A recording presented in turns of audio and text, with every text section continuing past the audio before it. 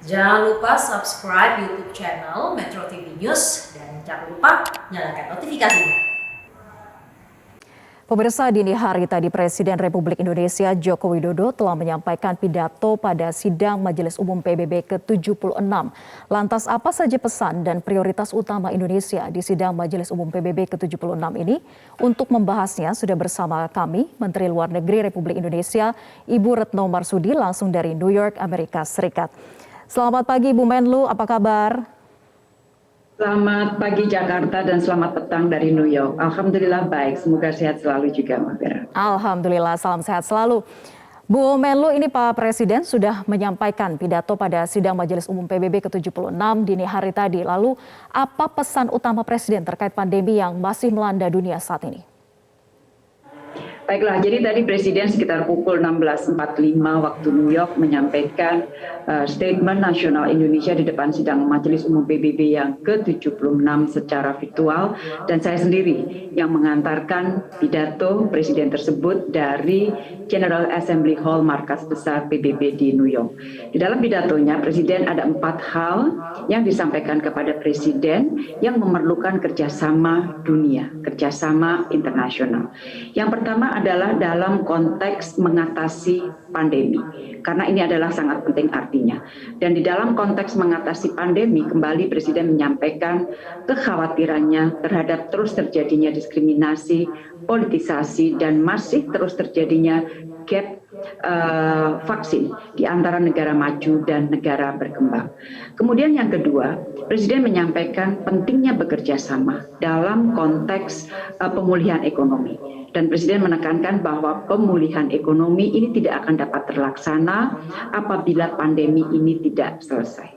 Dan Presiden menyampaikan bahwa pemulihan ekonomi juga harus dilakukan melalui kerjasama ini. Jadi intinya adalah kerjasama bagi pemulihan ekonomi. Hal yang ketiga yang disampaikan oleh Presiden adalah dalam konteks ekonomi hijau, karena tentunya sekarang hampir semua negara bicara mengenai ekonomi hijau. Kita sedang mempersiapkan COP26 di Glasgow pada bulan Oktober depan, dan disinilah Presiden menyampaikan komitmen Indonesia yang jelas dan tegas mengenai ketahanan iklim, pembangunan rendah karbon, dan teknologi maju.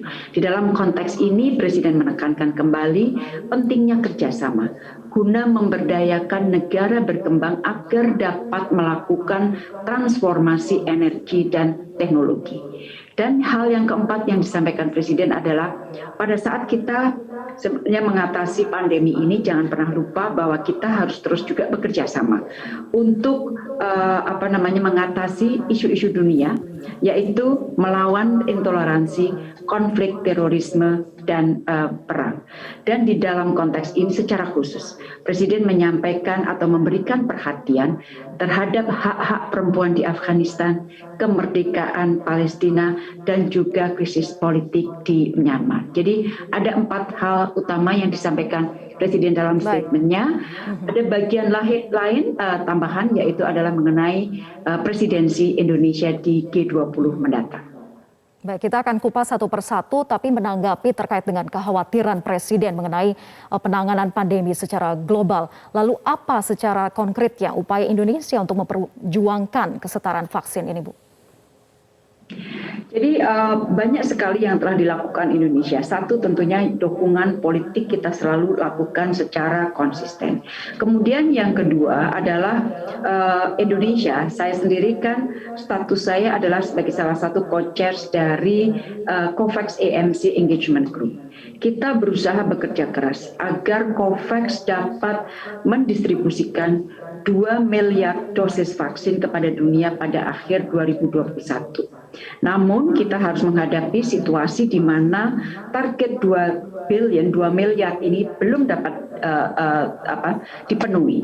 Dan dari Dirjen WHO sendiri mengatakan, dari COVAX sendiri mengatakan bahwa sampai akhir tahun ini COVAX akan dapat mendistribusikan sekitar 1,4 miliar dosis vaksin, yang berarti ada kekurangan 30%. Oleh karena itu, kita terus mendorong, baik bagi manufacturers, bagi negara-negara yang memiliki vaksin berlebih, lebih untuk melakukan sharing dosis kepada negara-negara yang belum memilikinya. Belum lagi dukungan kita di dalam konteks WTO yang intinya akan memudahkan atau akan memperkenankan waiver agar negara-negara berkembang juga untuk sementara dapat memproduksi vaksin. Nah, Presiden juga sempat menyinggung soal transfer teknologi vaksinasi. Nah, dalam implementasinya apakah sudah banyak negara produsen vaksin yang mau untuk melakukan transfer teknologi ini? Artinya tidak hanya sekedar menjual hasil produksi vaksinnya saja. Ya, jadi kalau kita bicara vaksin di Indonesia sekali lagi, kebutuhan utama kita adalah kebutuhan bagaimana mendapatkan akses vaksin, dan ini diplomasi kita bekerja keras 24/7, 24/7 untuk mendapatkan akses vaksin. Jadi per posisi saat ini saya kira memang belum terlampaui, belum memenuhi semuanya, tetapi saya kira kita berjalan di tempat atau berjalan di track yang sudah benar. Namun kita tidak berhenti sampai di situ. Ada jangka pendek, jangka panjang yang harus kita upayakan, yaitu kemandirian ketahanan kesehatan, termasuk di dalam memproduksi vaksin kita sendiri. Nah, pada saat kita bicara mengenai vaksin produksi Indonesia, vaksin dari kita sendiri, tentunya di sana-sini diperlukan transfer teknologi dari negara lain. Dan inilah yang mulai kita garap bersama dengan Pak Menteri Kesehatan, dengan Pak Menteri BUMN, termasuk kita terus menjajaki kemungkinan kita dapat bekerja sama dalam mengembangkan vaksin yang memiliki platform mRNA misalnya. Jadi sekali lagi ini adalah proses yang sedang kita jalankan guna mempersiapkan ketahanan kesehatan Indonesia. Ya, proses untuk transfer teknologi juga sudah diupayakan begitu ya untuk pemerintahan Indonesia sendiri dengan negara-negara produsen. Nah, terkait dengan dalam pidato di sidang PBB juga Presiden Amerika Serikat Joe Biden ini sempat mengatakan, Bu, sebagai salah satu negara produsen vaksin berkomitmen untuk menambah dan juga mempercepat produksi serta distribusi vaksin. Nah, apakah komitmen dari kepala negara semacam ini di hadapan publik yang juga harusnya sama dilakukan oleh negara produsen vaksin lainnya agar percepatan kesetaraan vaksin ini bisa segera terwujud? Saya kira kita perlu sambut statement dari Presiden Biden tersebut. Dan kita harapkan tentunya implementasi dari statement tersebut akan segera cepat dilakukan. Dan kita juga berharap statement-statement atau komitmen-komitmen serupa juga akan dilakukan oleh para pemimpin dunia yang lain. Sehingga gap vaksin yang sampai saat ini masih terbuka lebar antara negara maju, negara berkembang dapat terus dipersempit. Untuk Amerika sudah memulai dose sharing mechanism melalui COVAX Facility, dan Indonesia adalah termasuk negara yang menerima dose sharing mechanism dari Amerika Serikat. Kalau kita ingat di awal-awal dan beberapa bulan yang lalu kita menerima dose sharing mechanism berupa vaksin Moderna dari Amerika. Jadi sekali lagi untuk kasus Indonesia kita sudah menerima komitmen yang disampaikan oleh Presiden Biden di dalam sidang umum PBB terlebih dahulu melalui dose sharing mechanism melalui COVAX Facility. Baik, selain bagaimana penanganan pandemi secara global, kita juga ingin mengetahui seperti apa Indonesia menyikapi Fakta AUKUS. Namun usai jeda tetap bersama kami di Metro Pagi Prime Time.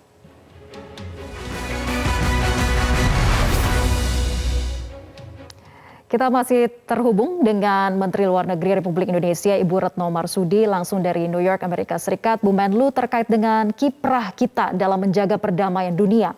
Apa solusi yang diperlukan khususnya oleh Afghanistan, Palestina, dan Myanmar? Ini sesuai dengan yang juga disampaikan oleh Presiden dalam pidatonya. Baik, jadi kita sangat aktif, diplomasi kita sangat aktif untuk isu-isu yang disebutkan Presiden tadi. Palestina, tidak ada satupun pihak negara yang mempertanyakan kontribusi keaktifan diplomasi Indonesia di dalam membela bangsa Palestina. Di Afghanistan dari sejak awal kita sudah menjadi salah satu pendukung dari proses perdamaian di Afghanistan. Kita ada dua hal utama yang terus kita perhatikan dan kita dukung. Pertama adalah kerjasama antar ulama. Yang kedua adalah kerjasama untuk pemberdayaan perempuan. Dan ini kita masih berkomitmen untuk meneruskannya apabila situasi sudah memungkinkan. Jadi isu mengenai pemberdayaan perempuan, isu mengenai penghormatan hak-hak perempuan menjadi salah satu yang utama di dalam engagement kita dengan Afghanistan. Dan di sana sini saya mendengarkan, karena saya mengengage semua pihak yang ada di Afghanistan, saya bicara mengengage dengan Taliban, saya berbicara dengan Dr. Abdullah dan semuanya tetap mengharapkan agar Indonesia dapat melakukan atau membantu berkontribusi dalam proses atau dalam masa depan Afghanistan. Tentunya yang menjadi prioritas kita adalah keamanan, keselamatan, dan well-being dari rakyat. Jadi rakyat Afghanistan menjadi prioritas. Dan yang ketiga mengenai Myanmar. Myanmar kita akan terus bersama dengan ASEAN untuk mendorong agar implementasi dari 5 point of consensus dapat terus dijalankan. Memang situasi yang ada di Myanmar saat ini memberikan tantangan yang lebih besar agar implementasi dari 5 point of consensus itu dapat dijalankan dengan cepat. Baik, Bu Retno, Taliban juga sempat mengatakan bahwa mereka ingin berpidato di sidang PBB. Bagaimana sikap Indonesia terkait dengan keinginan Taliban ini? Saya kira untuk dapat berpidato di depan PBB harus ada kredensial yang harus diakui oleh PBB. Jadi biarlah proses ini berjalan terus. Proses itu belum dilalui sehingga pada tahun ini saya kira keinginan tersebut belum dapat dipenuhi atau dijalankan. Baik, Bu Menlu, ini Presiden Jokowi juga menyinggung mengenai presidensi G20 tahun depan. Apa saja prioritas-prioritas Indonesia? Presiden tadi mengatakan, pertama mengenai tema. Tema adalah recover together, recover stronger. Dan yang ditekankan oleh Presiden Jokowi tadi adalah bahwa di dalam presidensi atau di bawah presidensi Indonesia untuk G20, maka Indonesia tidak akan hanya memperjuangkan kepentingan negara anggota G20, tetapi Indonesia akan memperjuangkan kepentingan semua pihak. Utara, selatan, besar, kecil, maju, berkembang, dan lain-lain. Jadi intinya adalah dalam presidensi Indonesia dua kata yang penting. Pertama adalah pemulihan, recovery, dan yang kedua adalah inklusivitas. Itu adalah kata kunci di dalam presidensi Indonesia. Baik, Bu Menlu, di sela kegiatan sidang PBB yang begitu padat tentunya, Bu Menlu sempat mengatakan kepada awak media sudah bertemu dengan Menlu Inggris. Nah, ini apa saja yang menjadi pembahasan dan apakah akan memperkuat misalnya kerjasama antar kedua negara? Ya, Menlu Inggris yang saya temui adalah Menlu Inggris yang baru menjadi Menteri Luar Negeri pada saat ketemu. Beliau mengatakan saya baru menjadi Menteri Luar Negeri 3 hari yang lalu, dan kita bicara tentunya upaya untuk mempererat hubungan kedua negara. Hal pertama yang saya sampaikan adalah saya memberikan data-data terakhir mengenai penanganan COVID di Indonesia yang sangat mengalami kemajuan yang sangat signifikan. Kasus COVID di Indonesia menurun dengan sangat tajam. Dan saya mengharapkan agar data-data ini dapat dipergunakan di dalam mempertimbangkan kebijakan Inggris terhadap Indonesia. Itu yang pertama. Yang kedua, kita bicara mengenai kerjasama ekonomi. Dan Menteri Luar Negeri Inggris berencana untuk berkunjung ke Indonesia pada akhir tahun untuk membahas kerjasama, terutama adalah kerjasama ekonomi, tetapi yang lebih strategis. Jadi tidak hanya perdagangan investasi yang terpisah-pisah, tetapi kita akan bicara mengenai hal kerjasama bilateral, tetapi dalam konteks yang lebih strategis lagi. Bagaimana dengan penjelasan juga terkait penghapusan red list bagi Indonesia, Bu Menlu? Ya, itulah yang saya sampaikan, bahwa pergunakan data-data Indonesia untuk masukan dalam pembuatan kebijakan di Inggris. Tentunya harapan saya adalah dengan memberikan data-data tersebut, maka Inggris akan mempertimbangkan Indonesia keluar dari red list. Jadi tujuannya adalah itu. Baik. Nah, selain dengan Inggris, sudah bertemu dengan siapa saja lagi Bu untuk melakukan ataupun juga menjajaki kerjasama penguatan kerjasama bilateral? Jadi kalau di PBB, di koridor kita banyak sekali bertemu dengan para menteri luar negeri, banyak sekali menteri luar negeri Palestina, Perdana Menteri Kuwait dengan Menteri Luar Negeri Jerman, yang bertemu secara penuh dengan Menteri Luar Negeri Jordania, dengan Menteri Luar Negeri Arab Saudi, dengan Inggris tadi sudah disebutkan, dengan Turki, dengan Australia, kita ketemu dengan dalam konteks MIKTA, kemudian saya bertemu dengan Sekjen OKI, dan saya hadir di beberapa pertemuan PBB yang lainnya. Ada Durban, pertemuan dalam konteks Durban Declaration, juga ada pertemuan dalam konteks G20 untuk membahas isu Afghanistan, ada pertemuan mengenai Rohingya, dan masih banyak lagi.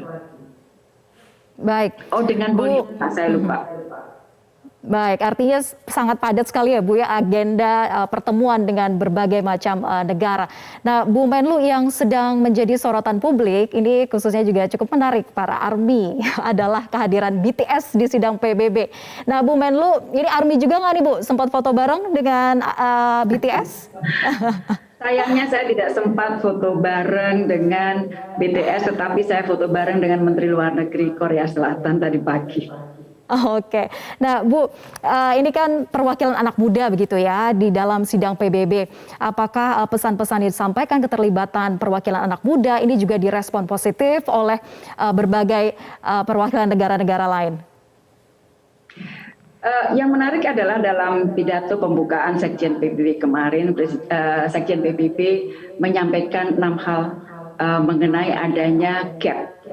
Dan salah satu diantaranya adalah generation division yang memang harus diadres dalam artian bahwa anak muda ini adalah masa depan kita. Oleh karena itu mereka harus selalu dilibatkan. Mereka harus di-empower sehingga mereka akan siap untuk membawa torch kita demi masa depan dunia yang lebih baik. Baik, kita harapkan demikian ya Bu, bahwa peran juga anak muda untuk menyampaikan pesan positifnya dalam komunitas yang besar begitu di sidang PBB ini juga bisa tersampaikan dengan baik, terutama isu-isu juga penanganan global COVID-19 yang bisa mendapatkan kesetaraan vaksin juga diantaranya di berbagai negara belahan dunia, bukan hanya negara-negara dengan negara yang maju maupun juga negara berkembang. Terima kasih Bu Retno Marsudi sudah menyempatkan waktunya di sela kegiatan padat sidang PBB. Terima kasih Ibu.